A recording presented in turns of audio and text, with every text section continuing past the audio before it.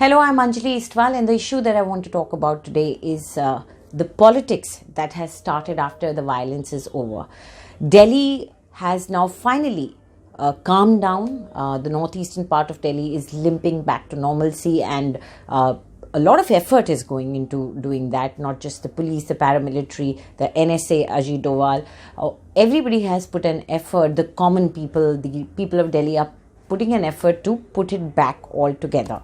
But as usual, the politicians are all tearing it all apart. Allegations have started flying left, right and center. Everybody is accusing the other of instigating the violence. Now the issue is, what exactly is termed as instigation? Is every speech given against the other person or against a certain thing considered instigation? What is considered as hate speech? Yesterday we heard the court come down very heavily on hate speech. It was very strict with the Delhi police and was adamant on the fact that you should make it clear that why shouldn't there be FIRs on the leaders who were literally spitting venom since 15th of December, when the campaigning was on, until almost 26th of January, so February. So the question is, now we see that BJP has also come out. It's decided to sort of counter the whole allegation that was coming towards itself about hate speech. It's decided to counter that. So now we saw that Prakash Javadekar yesterday, of course, accused Congress of playing dirty politics when Sonia Gandhi had come out and said that where was Amit Shah? She was raising that question. Now it seems that BJP has decided to come out all guns blazing, and they have started accusing Aam Aadmi Party also. But it's not like Aam Aadmi Party has not given them fodder. It seems that one municipal councillor, Tahir Hussain, his videos have started circulating, and people are accusing him of having a mob of masked men around him and in his house, and throwing petrol bomb on the people below, and also of instigating violence, of hitting people. And the biggest accusation that has come across is the fact that the family of the slain IB staffer Ankit, they have accused Tahir Hussain and his and some young boys with him, some men with him, they've accused him of murdering Ankit. And we all saw the visuals, those horribly sad visuals of Ankit's body being fished out of a drain, and Ankit's family completely distraught, and they have accused Tahir Hussain.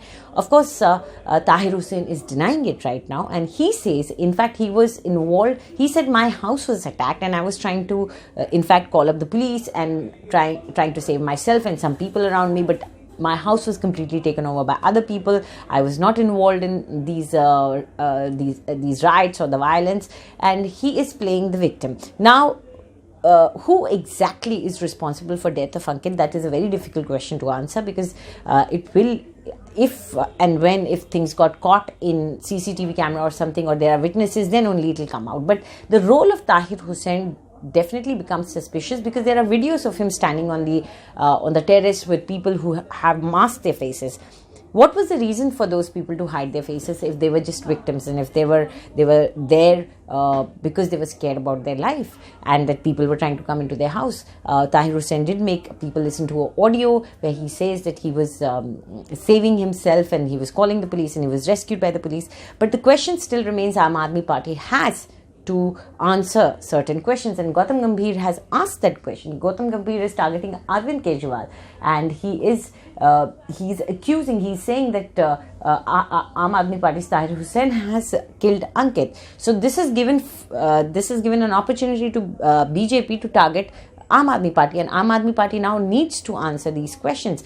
in a totally different side, Congress is, Congress is doing its bait. It's after that press conference that I mentioned that Sonia Gandhi did. Sonia Gandhi went and met the president as well, and she read out the whole speech, and then she raised the issue of Raj Dharm. We have associated this particular term earlier also with with Modi, with Prime Minister Modi, and we all associate it with the 2002 riots. So she was in a way sort of trying to remind people of that, and then she mentioned the whole Rajdhan thing. But the politics now, which was in the beginning sort of not there in the forefront, has now risen.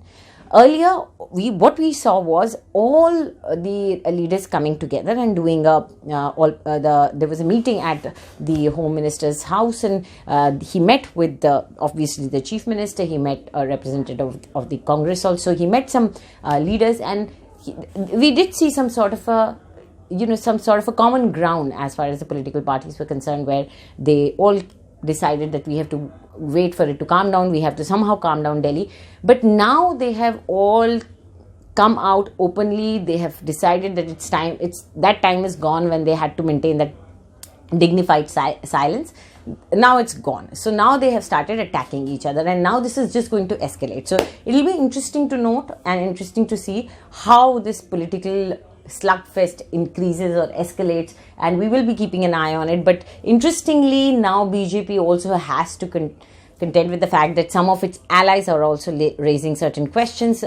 Chirag Paswan today has taken the names of the leaders who have been accused of hate speech and said that some action needs to be taken against them. So definitely BJP has a huge challenge right now. Ever since the courts have raised the issue of hate speech, it has a huge challenge now to somehow answer and somehow reply to the fact that how is it going to justify the things that were said by their leaders.